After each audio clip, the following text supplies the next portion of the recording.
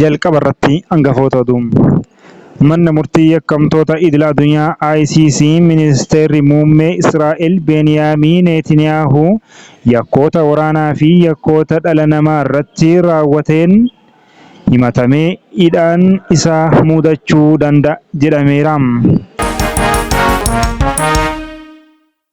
Manni murtii mormii sadarkaa jalqabaa ministeerri deetaan ministeera nageenyaa duraanii obbo Taayyee Danda'aan himannaa irratti dhiyaateef dhiyeessan kufaa taasise.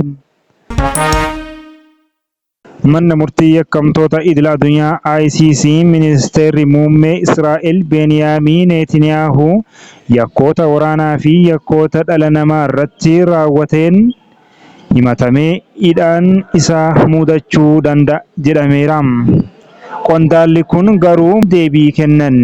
Netanyahuun hoogganaa ICC Karim Khan faallaa Israa'el deemuun warra beekaman keessaati jechuun jecha arrabsoo itti gadhiisan. Ajaji hidhaa ministeera muummee fi ministeera ittisaa irratti akka ba'u gaafachuun isaa ilaalcha jibbaa Yahudotaa kan addunyaarra wal ga'aa jiru daraan hammeessuudha jedhan Netanyahuun. Netanyahuun oduu kana akkuma dhagahaniin aarii fi rifaatuudhaan wayita haasaa taasisaa michuuwwan isaanii warri lixaa dhagahanitti afaan Ingiliziin dubbatanii dur akkas hin turre. Yaada isaanii geessanii Ameerikaadhaan ga'achuu akka ta'e ni beekama.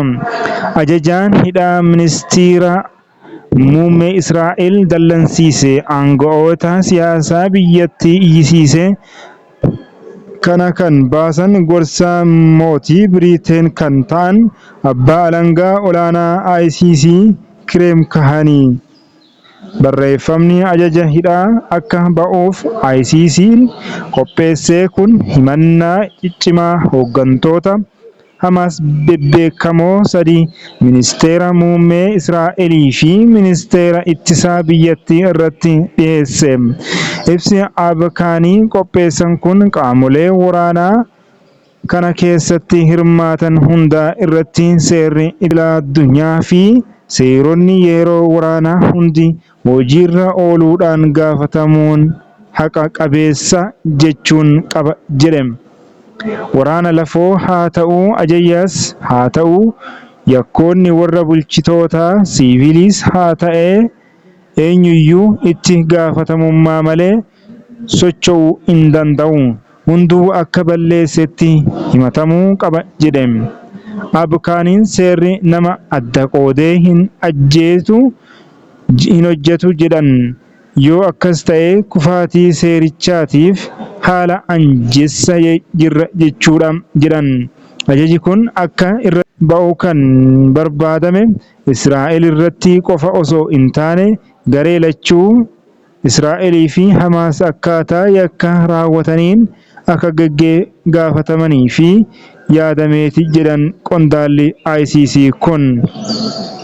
Yoo akkas ta'e gaafiin namoota hedduu deebi'as argata jedhan.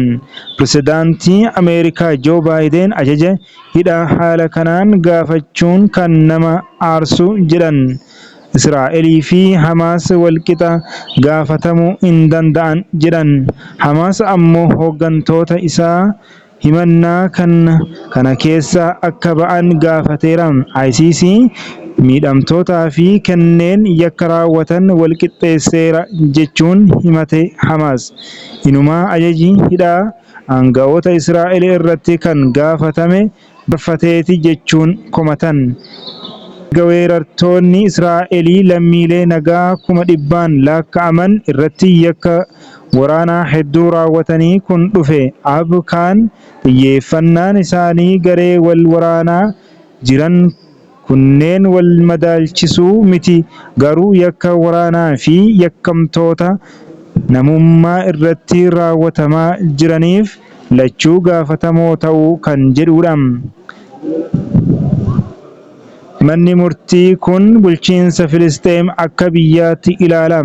Filisxeem dhaabbata biyyoota gamtoomanii keessatti miseensa eeggattuudha. Kanaafuu waliigaltee Ruumii kan ICC uume mallatteessuu dandeessi. Netaniyaahuun dhimma kanarratti waan ejjannoodhaan labsan qabu utuu isaan ilaalanii Filisxeem biyya of dandeessu ta'uu akka hin dandeenye ibsu qondaalli Israa'el kun.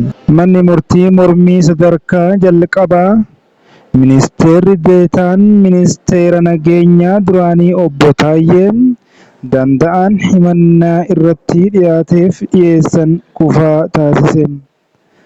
Iyyannoo himatamaan himatni narratti dhiyaate haa fooyyessuun dhiyeessan himata fooyyessuuf bu'uura seeraa hin jiru jedhamuun kufaa ta'uu ibsameera. Mana murtii olaanaa federaalaatti dhaddachi ramaddii tokkoffaa Leeteenaal dhimmoota yakkaa heera mootummaa fi sirna heera mootummaa oolmaa har'aatiin obbo Taayyeen barreeffama ani barreesse ololaa miti yakka raawwadhes hin jiru jechuun jecha laataniiru. Abbaan alangaa himata kana keessatti ministeera nageenyaa qofa jedhee akka caqasee eeruun ani miseensa mana maree caffee Oromiyaa fi miseensa koree giddu galeessaa paartii badhaadhinaati kun naaf haa eeramu jechuun iyyataniiru. Obbo Taayyeen dhibee alarjii waanan qabuuf kaateen harka kootti akka hin kaawwamne naaf haa ajajamu jechuun gaafataniiru. Abbaan alangaas obbo Taayyeen yakka raawwatan waakkachuun falmaa jiru waan ta'eef ragaan naaf haa dhageeffatamu jechuun gaafateera. Manni murtiis iyyannoo isaaf ajaja kan kennu ta'uu ibseera. Akkasuma ragaalee abbaa alangaa dhageeffachuuf caamsaa 29/2016 akka lakkoofsa Itoophiyaatti beellameera.